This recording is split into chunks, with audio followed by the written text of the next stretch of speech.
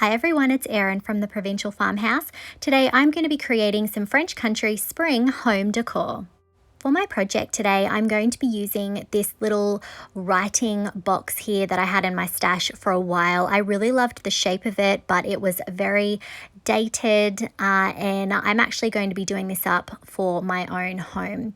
So my first step is to take some 80 grit sandpaper, and I'm using this to try and level out all of those paint brush marks and the raised paint, because I don't want to be able to see that underneath the paint and products that I'm going to use. I'm also wiping off that dust with a wet wipe. Next, I am going to use my drill to remove the little hinges that are attaching the lid for this writing box. And then I'm going to be using Paint Couture's 2-in-1 primer in white, and I'm going to be applying that over the entire project. I'm going to apply one coat, let it dry for about an hour, and then I'll come in with the second coat and give that several hours. So the primer is going to make it so that my paint sticks really well. This has a little bit of a glossier finish, but it's also going to block any of the little paintings that are on there from bleeding through my paint.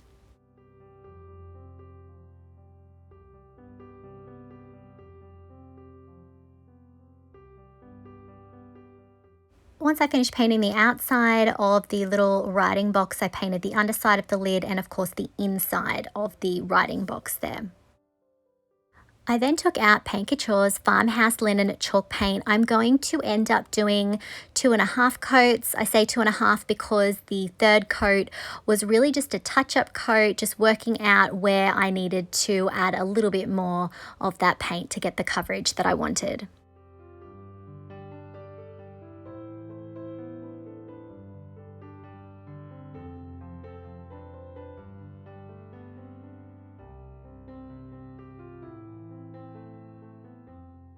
Once my paint was dry, I took out IOD's new Spring Melody Paint Inlay. So this is filled with beautiful rabbits and flowers, and I am going to be using this beautiful rabbit twirl. This is the green toned twirl. I'm just cutting out what I need. I don't want to cut off any of the bunny's ears or anything.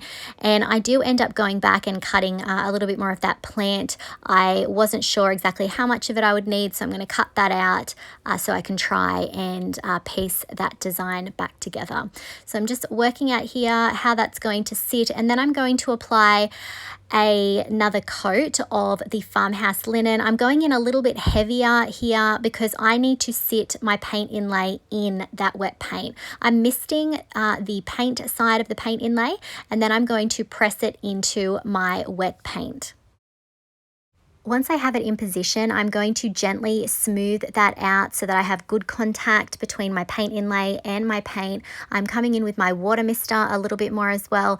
I did add in that extra little plant piece down the bottom, and after I'm happy with how damp that is, I'm going to use a wet wipe to apply a little bit more pressure.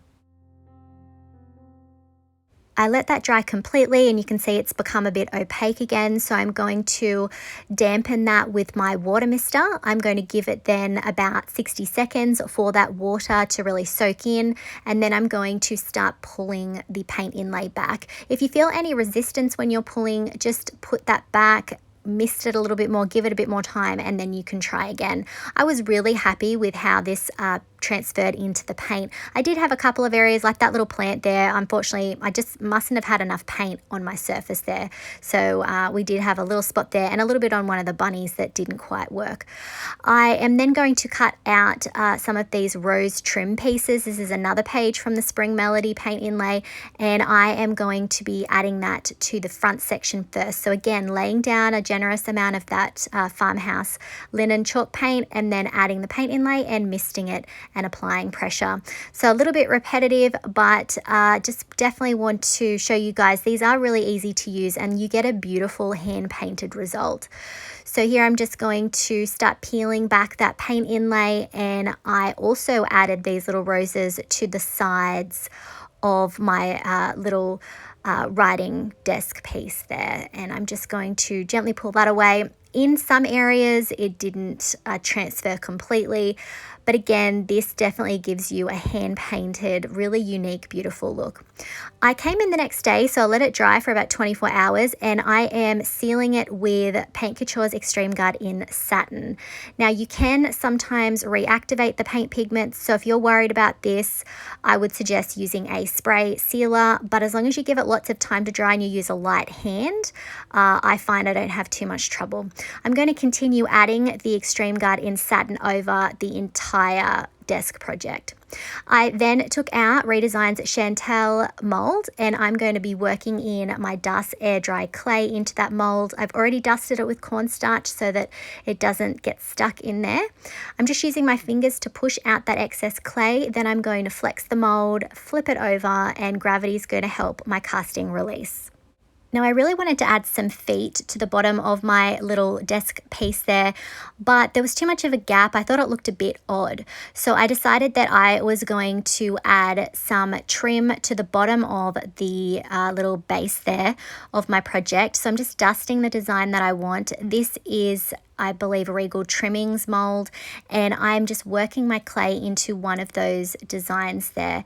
And once I'm happy with how that's looking, I'm going to flex that Redesign mold, flip it over, and again, gravity is definitely a big help here. I'm just checking here how it's going to sit on the edge, and yes, I'm happy with how that looks. It's going to fill in some of the gap there and definitely make it look a bit more seamless. I'm going to go back to the Chantel piece that I already created, and I'm going to glue that down, and I'm going to have this in the center. I definitely wanted a sort of a focal point in the center there. The twirl was beautiful, and I wanted something though that wasn't going to block off too many of those beautiful little twirl bunnies.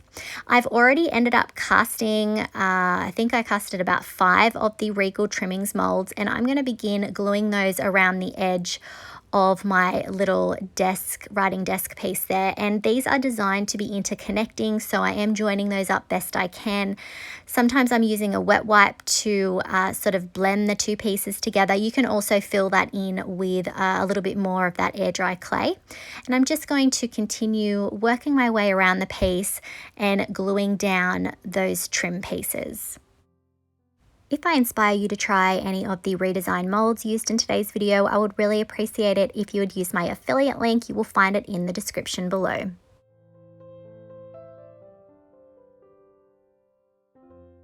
Once I had all of the trim pieces down, I took out IOD's Lock and Key mold, and I'm going to be casting this sort of horizontal style lock design there. I really wanted something to go on the front of the writing desk piece there, and I thought this would be perfect. It was the perfect shape, so I'm going to add some glue to the back of it and make sure that I have that glue spread out, and then I'm going to position it in the center on the front part so that it looks like there's a little lock on this piece.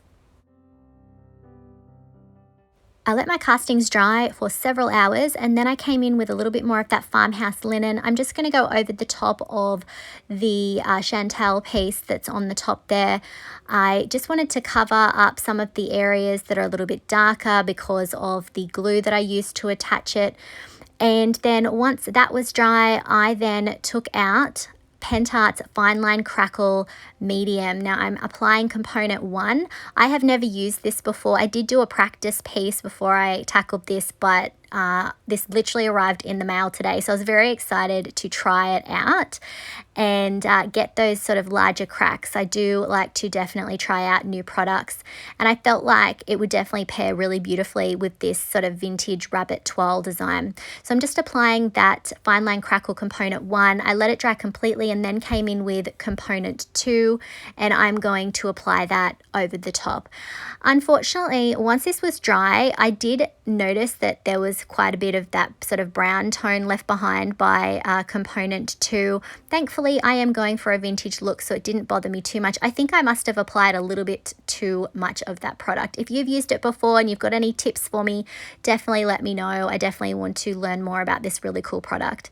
As you can see, I've moved on to applying that component 1 to the rest of my project, and then I'll come in with component 2.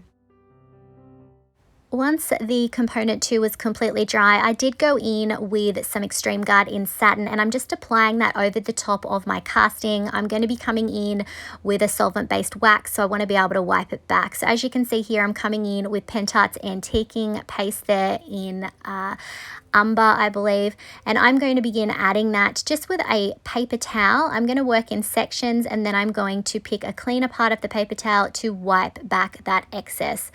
Now you can see some of that component too that sort of has discolored my surface a little bit, but it definitely sort of just ties in with what I have going on anyway, and I love how this looks. This is definitely a new favorite. It is just the perfect amount of crackle. Once I finished adding it to the lid, I then moved on and added it to the rest of my project.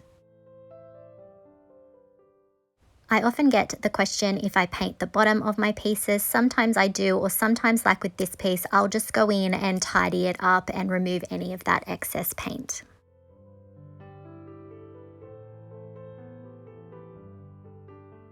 I then took out Paint Couture's Van Dyke Brown Antiquing Glaze, and I'm going to apply that over the top of my castings. This pretty closely matches the Pentart paste that I was using, but I didn't want to use that. I wanted to stick with a water-based product over my mold so I could sort of more easily wipe that back. So I'm just going to continue to apply that to my casting until I'm happy with how that looks. Once I finished adding the glaze to that top piece, I then started adding it to the key casting, or rather lock casting that I have on the front there, just wiping away that excess. And then I did go in and start adding it to the trim pieces around the bottom. At this point, I wasn't 100% sure exactly where I was going with the colors for those sections. So I definitely like to move on to glaze and create that sort of depth in my piece before I move on any further. And if you like this look, you could definitely leave it here. I am going to end up adding some more products, but this is just showing you how it would look if we just stuck with that glaze look.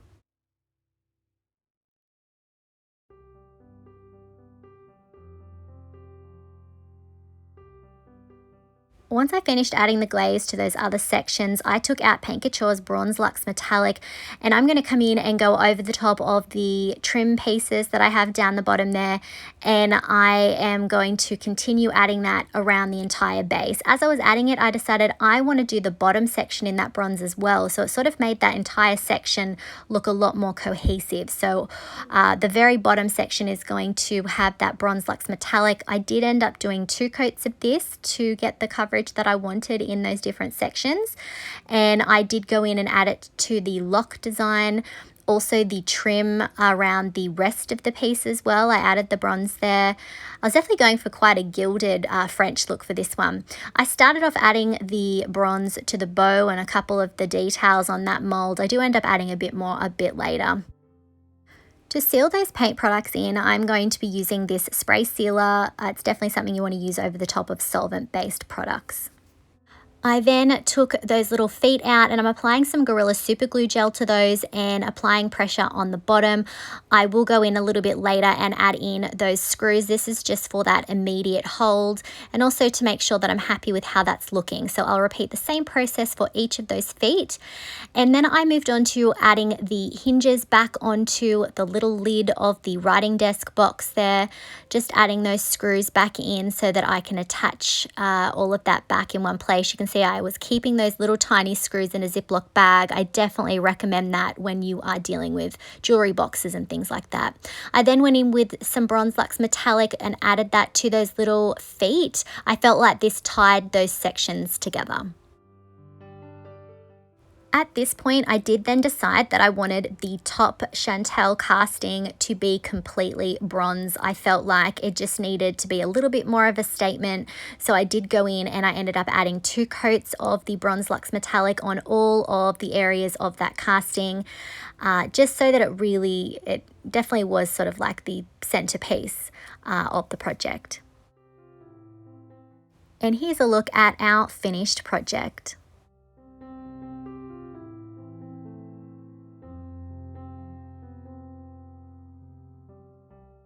I love how this turned out. That Spring Melody paint inlay is so beautiful, and I had so much fun using Pentart's Fine Line Crackle for the first time. Let me know what you think of today's project in the comments.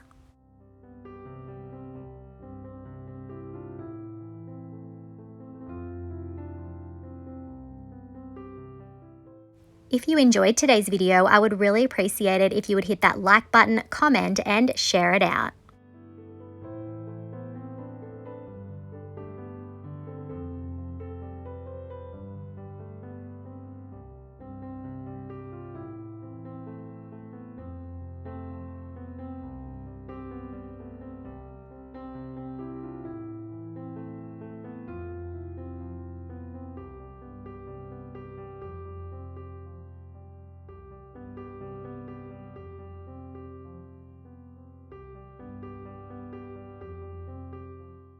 If you haven't already, I would love it if you would hit that subscribe button and the notification bell so that you don't miss out on any of our videos.